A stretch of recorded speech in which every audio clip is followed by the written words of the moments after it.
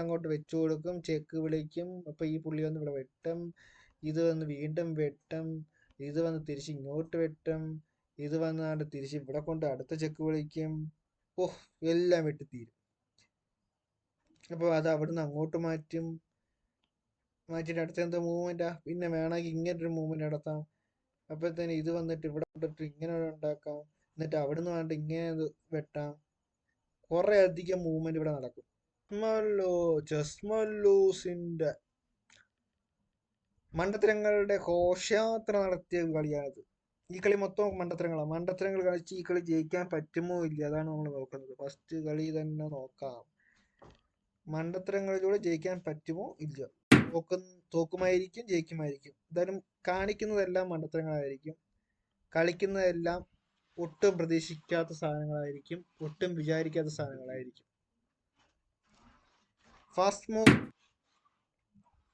E4 കളിച്ചു, നമ്മൾ E5.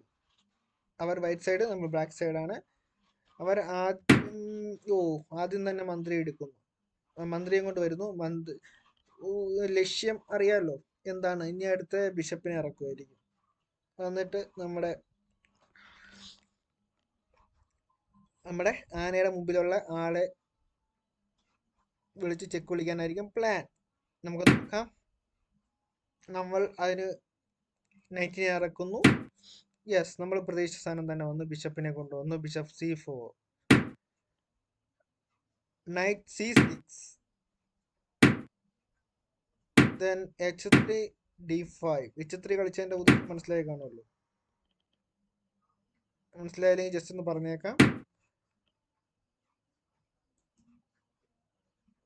ഈ ഒരു മൂവ്മെന്റ്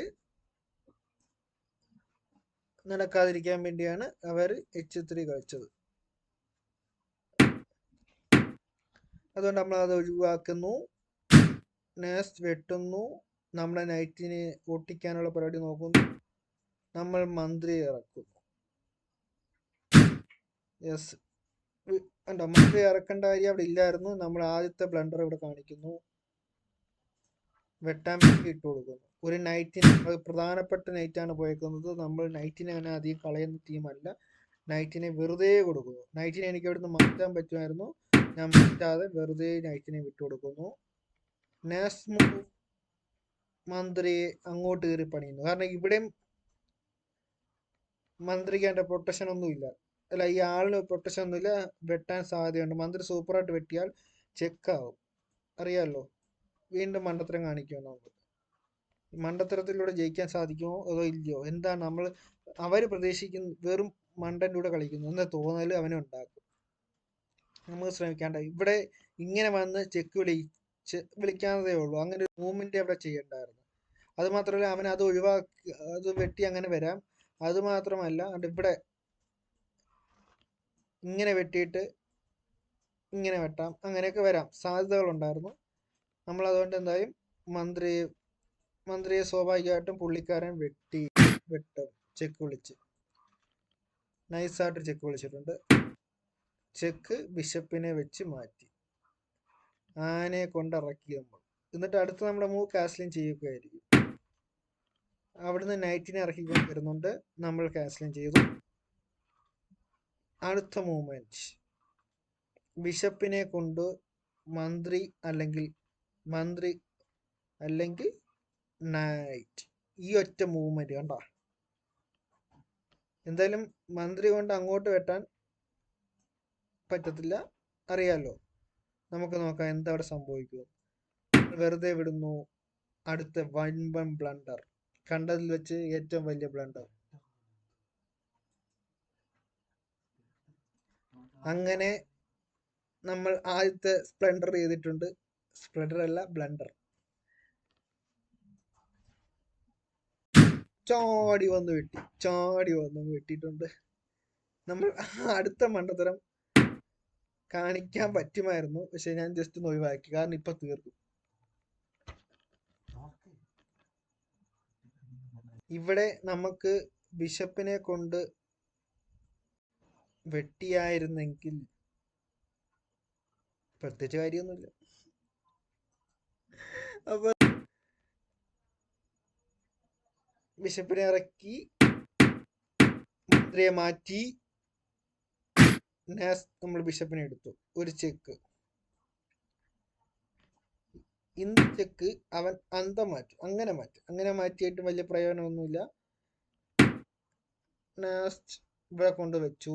എന്തിന്? ഒരു കാര്യമില്ല. കാരണം എല്ലാരും വേഗം അടുത്ത മൂവ്മെന്റ് ഇവിടെ കൊണ്ടങ്ങോട്ട് വെച്ചു കൊടുക്കും. ചെക്ക് വിളിക്കും. അപ്പൊ ഈ പുള്ളി വന്ന് ഇവിടെ വെട്ടും, ഇത് വന്ന് വീണ്ടും വെട്ടും, ഇത് വന്ന് തിരിച്ച് ഇങ്ങോട്ട് വെട്ടും, ഇത് വന്ന് തിരിച്ച് ഇവിടെ കൊണ്ട് അടുത്ത ചെക്ക് വിളിക്കും. ഓഹ്, എല്ലാം വെട്ടിത്തീരും.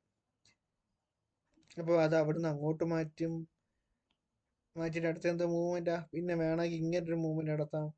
അപ്പോഴത്തേന് ഇത് വന്നിട്ട് ഇവിടെ കൊണ്ടിട്ട് ഇങ്ങനെ ഉണ്ടാക്കാം. എന്നിട്ട് അവിടുന്ന് വേണ്ട ഇങ്ങനെ വെട്ടാം. കുറെ അധികം മൂവ്മെന്റ് ഇവിടെ നടക്കും.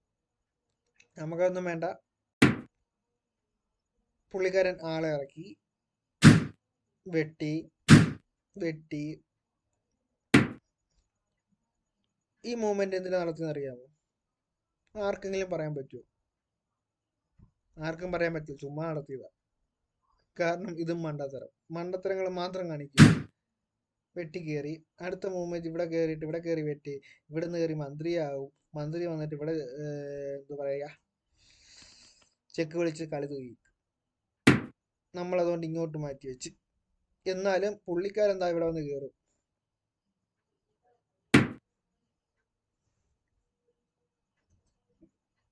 ഈ മൂവ്മെന്റ് നടത്തിയുണ്ടോ? ഈ മൂവ്മെന്റ് ഇങ്ങനെ വന്നത് ഇവിടെ കൊണ്ട് ചെക്ക് വിളിച്ചാ ഈ പുള്ളി ഇവിടെ കൊണ്ട് വെട്ടും.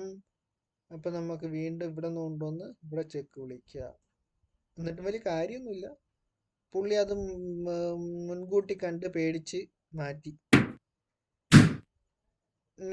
നൈറ്റിനെ ഇറക്കി. എന്തിന്? ഒന്ന് ആലോചിച്ച് നോക്കുക. എന്തിനാ അവിടെ നൈറ്റിനെ ഇറക്കി? അടുത്ത ബ്ലണ്ടർ നമ്മൾ കാണിച്ചാണ്ടോ?